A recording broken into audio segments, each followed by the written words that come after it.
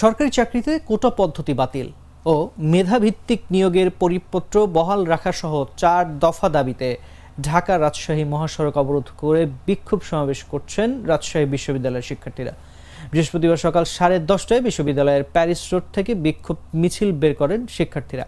পরে বিশ্ববিদ্যালয়ের প্রধান ফটক ঢাকা রাজশাহী মহাসড়ক অবরোধ করেন আন্দোলনরত শিক্ষার্থীরা।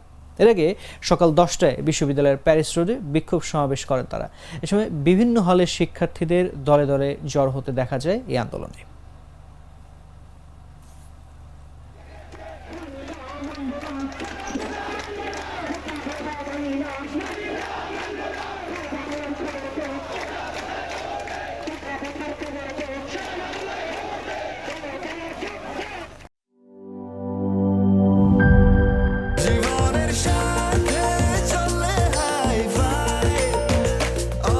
স্বাস্থ্যকর অল টাইম, সব সময় অল টাইম হেলদি লাইফ।